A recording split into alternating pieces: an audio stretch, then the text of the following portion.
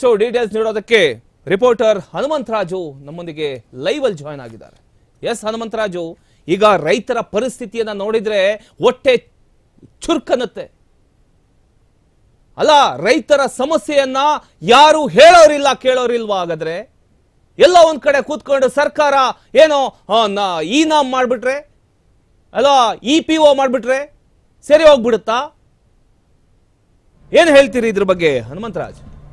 S, ಇದೇನು ದೇಶದ ಮಾರುಕಟ್ಟೆಯಲ್ಲಿ ಜೊತೆಗೆ ರೈತನಿಗೆ ಸಾಕಷ್ಟು ತೊಂದರೆ ಉಂಟಾಗ್ತಿತ್ತು. ಈಗ ದೇಶದ ಕೃಷಿ ವ್ಯವಸ್ಥೆಯಲ್ಲಿ ಸ್ವಾತಂತ್ರ್ಯ ನಂತರ ಸಹ ಇಂದನೂ ಸಾಕಷ್ಟು ಸಮಸ್ಯೆಗಳು ಬರ್ತಾನೆ ಇತ್ತು. ಒಂದಾದ ನಂತರ ಒಂದು ಕನಿಷ್ಠ ಬೆಂಬಲ ಬೆಲೆ ಆಗಲಿ, ಸೂಕ್ತ ಮಾರುಕಟ್ಟೆ ವ್ಯವಸ್ಥೆ ಆಗಲಿ, ಈ ರೀತಿ ಸಾಕಷ್ಟು ಸಮಸ್ಯೆಗಳು ಹೊಂದಿತ್ತು.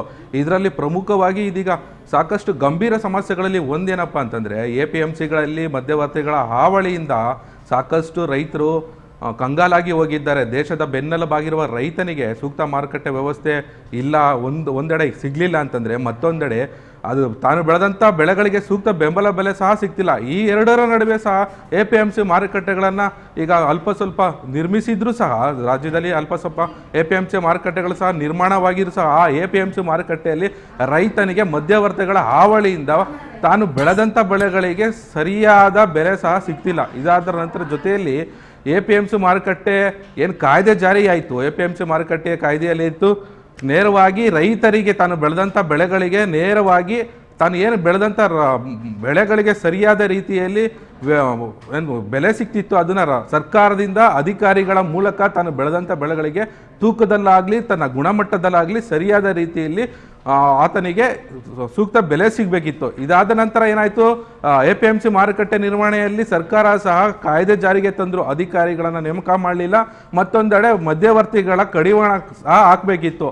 ಇಲ್ಲಿ ಏನಾಯಿತು ಅಂದರೆ ಮಧ್ಯವರ್ತಿಗಳಿಗೆ ಸಾಕಷ್ಟು ಅನುಕೂಲ ಮಾಡುವಂಥ ಪರಿಸ್ಥಿತಿ ಸಹ APMC ಮಾರುಕಟ್ಟೆಯಲ್ಲಿ ನಿರ್ಮಾಣ ಆಯಿತು. ಏಕೆ ಅಂತಂದರೆ APMC ಮಾರುಕಟ್ಟೆ ಕಾಯ್ದೆಯಲ್ಲೇ ಇದೆ, ರೈತರಿಂದ ಯಾವುದೇ ರೀತಿಯಾದಂತಹ ಹಣವನ್ನು ಏಜೆಂಟ್ರ ಮೂಲಕ ಹಣವನ್ನು ತೆಗೆದುಕೊಳ್ಳಬಾರ್ದಂತ ಈಗಾಗಲೇ ಸ್ಪಷ್ಟವಾಗಿ ನಿಗದಿ ಮಾಡಲಾಗಿತ್ತು. ಆದರೆ ಏನಾಗ್ತಿದೆ, ಈ ದಿನಗಳಲ್ಲಿ ಬರ್ತಾ ಬರ್ತಾ ಏನಾಗ್ತಿದೆ, ತಾನು ಬೆಳೆದಂಥ ಬೆಳೆಗಳಿಗೆ ರೈತರು ವರ್ತಕರಿಂದ ಸಹ ಕಮಿಷನ್ ಹಣವನ್ನು ಇಸ್ಕೊಳ್ತಿದ್ದಾರೆ. ಇದರಿಂದ ರೈತರಿಂದನೂ ಕಮಿಷನ್ ಅಮೌಂಟ್ ಇಸ್ಕೊಳ್ತಾರೆ, ಮಧ್ಯವರ್ತಿಗಳಿಂದ ತಾನು ಏನು ವರ್ತಕರೇನು ಮಾಡ್ತಾರೆ, ಮಧ್ಯವರ್ತಿಗಳಿಂದ ಹಣವನ್ನು ಪಡೆದುಕೊಂಡು ರೈತರಿಂದ ತಾನು ಬೆಳೆದ ಬೆಳೆಗಳನ್ನು ತೆಗೆದುಕೊಂಡು ಏನು ಮಾಡ್ತಿದ್ದಾರೆ, ರೈತನಿಗೆ ಏನು ದೊರಕಬೇಕಾದಂಥ ಸೂಕ್ತ ಬೆಲೆ ಸಹ ದೊರೆತಿಲ್ಲ. ಇದಾದ ನಂತರ APMCಗಳಲ್ಲಿ ಸೂಕ್ತ ಉಗ್ರಾಣದ ವ್ಯವಸ್ಥೆ ಸಹ ತೀರಾ ಕಡಿಮೆ ಇದೆ. ರೈತನು ತನ್ನ ಬೆಳೆದಂಥ ಬೆಳೆಗಳಿಗೆ ಮಾರುಕಟ್ಟೆಯಲ್ಲಿ ಸೂಕ್ತ ಬೆಲೆ ಸಿಗಲಿಲ್ಲ ಅಂತಂದರೆ ಆತ ಉಗ್ರಾಣದಲ್ಲಿ ಇಟ್ಟು ಹೋಗಿ ತದನಂತರ 15 ದಿನದ ಒಳಗಡೆ ತಾನು ಬೆಳೆದಂಥ ಬೆಳೆಗಳಿಗೆ ಸೂಕ್ತ ಬೆಲೆ ಸಿಕ್ಕರೆ ಅಲ್ಲೇ ಮಾರಿ 75% ಸಹ ಹಣವನ್ನು ರೈತನಿಗೆ ನೀಡಬೇಕೆಂದು APMC ಮಾರುಕಟ್ಟೆ ಕಾಯ್ದೆಯಲ್ಲೇ ಇದೆ. ಆದರೆ ಏನು ಮಾಡ್ತಿದ್ದಾರೆ, ಅಧಿಕಾರಿಗಳ ಹಾಗೂ ಸರ್ಕಾರದ ನಿರ್ಲಕ್ಷ್ಯದಿಂದಾಗಿ ಏನಾಗ್ತಿದೆ, ಇದನ್ನು ಅಡ್ವಾಂಟೇಜ್ ಆಗಿ ತಗೊಂಡಂಥ ಮಧ್ಯವರ್ತಿಗಳು ಏನು ಮಾಡ್ತಿದ್ದಾರೆ, ರೈತನಿಗೆ ಮೋಸ ಮಾಡುವಂಥ ಕೆಲಸಗಳು ರೈತರಿಂದ ಸಹ ಅಧಿಕಾರಿಗಳಿಂದ ಸಹ ಇದಾಗ್ತಿದೆ. ಅಂದ್ರೆ ಟ್ರಾನ್ಸ್ಪರೆನ್ಸಿ ಇಲ್ಲ ಅಂತ ಅರ್ಥ. ಅರ್ಥ ಟ್ರಾನ್ಸ್ಪರೆನ್ಸಿ ಇಲ್ಲ, ಪಾರದರ್ಶಕತೆ ಇಲ್ಲ, ಎಲ್ಲ ಮಧ್ಯವರ್ತಿಗಳ ಪ್ರಭಾವ ಅನ್ನೋದನ್ನ ಹೇಳ್ತಾ ಇದ್ದೀರಿ ಅಲ್ವಾ? ಹೌದು, ಒಂದು ಕಡೆ ಪಾರದರ್ಶಕತೆ ಕೊರತೆ ಸಮಸ್ಯೆ ಉಂಟಾಗಿದ್ರೆ ಮತ್ತೊಂದೆಡೆ ಸರ್ಕಾರದ ನಿರ್ಲಕ್ಷ್ಯ ಸಹ ಆಗಿದೆ. ಏಕೆಂದರೆ APMC ಎಲ್ಲ ತಾಲೂಕಿನಲ್ಲಿ ಈಗ APMCಗಳ ನಿರ್ಮಾಣ ಕಾರ್ಯಕ್ಕೆ ಮುಂದಾಗಿದೆ. ಅಲ್ಲಿ ಅಧಿಕಾರಿಗಳಿರ್ಬೇಕಲ್ವಾ, ಬರೀ ಕೇವಲ APMC ನಿರ್ಮಾಣ ಕಾರ್ಯಕ್ಕೆ ಮುಂದಾದರೆ ಈ ಮಧ್ಯವರ್ತಿಗಳ ಕಡಿವಾಣ ತಪ್ಪಿಸೋದಕ್ಕೆ ಅಧಿಕಾರಿಗಳನ್ನು ನೇಮಕ ಮಾಡಿಲ್ಲ. ಇದುವರೆಗೂ ಅಲ್ಲೊಂದು ವಿಶೇಷ ತಂಡ ಇರಬೇಕಿತ್ತು. ಇದುವರೆಗೂ ಯಾವುದೇ APMCಗಳಲ್ಲಿ ವಿಶೇಷ ತಂಡ ಸಹ ರಚನೆ ಮಾಡಲಾಗಿಲ್ಲ. ಮತ್ತೊಂದೆಡೆ ಏನಾಗ್ತಿದೆ, ರೈತರಿಗೆ ಇವನ್ನೆಲ್ಲ ಬೇಸೆತ್ತಿ ಏನು ಮಾಡ್ತಿದ್ದಾನೆ, ರೈತ ಕೃಷಿನ ತಾನು ಮಾಡ್ತಿರ್ತ ಕೃಷಿ ವ್ಯವಸ್ಥೆಯನ್ನು ಬಿಟ್ಟು ಬೆಂಗಳೂರುಗಳಿಗೆ ಮತ್ತು ಮಹಾನಗರಗಳಿಗೆ ವಲಸೆ ಹೋಗ್ತಿದ್ದಾನೆ ಪ್ರಮೋದ್. ರೈತರಿಗೆ ನೇರ ಮಾರುಕಟ್ಟೆಗೆ ಅವಕಾಶ ಇಲ್ಲ, ಆ ಅವಕಾಶದ ಕೊರತೆ ಇದೆ. ಇಲ್ಲಿ ಅವಕಾಶ ಸಿಕ್ಕಿದ್ರೆ ಖಂಡಿತವಾಗ್ಲೂ ನೀವು ಹೇಳೋ ಥರ ಇಲ್ಲಿ ಅಧಿಕಾರಿಗಳ ಮೇಲಿನ ನಿಯಂತ್ರಣದ ಕೊರತೆ ಇದೆ. ಅಂದರೆ ಅಧಿಕಾರಿಗಳು ಯಾರು, ರೈತರು ಹೋಗಿ ಅಧಿಕಾರಿಗಳನ್ನ ಮೀಟ್ ಮಾಡಬೇಕಾಗತ್ತೆ. ಆದರೆ ಅಧಿಕಾರಿ ಯಾರು ಅನ್ನೋದೇ ಗೊತ್ತಿಲ್ವೇ? ಸರ್ಕಾರ ಏನೋ ಸೂಚನೆ ಕೊಟ್ಬಿಡುತ್ತೆ, APMC ಯಾರ್ಡಿಂದ ರೈತರಿಗೆ ಯಾವುದೇ ಒಂದು ತೊಂದರೆ ಆಗೋದೇ ಇಲ್ಲ, ಲಾಭ ಸಿಗುತ್ತೆ ಅಂತ. APMC ಯಾರ್ಡ್ ಬರಲಿ, ಇನ್ನೊಂದು ಮತ್ತೊಂದು ಬರಲಿ, ಯಾವುದೇ ಬಂದರೂ ಕೂಡ ರೈತರಿಗೆ ತೊಂದರೆನೇ.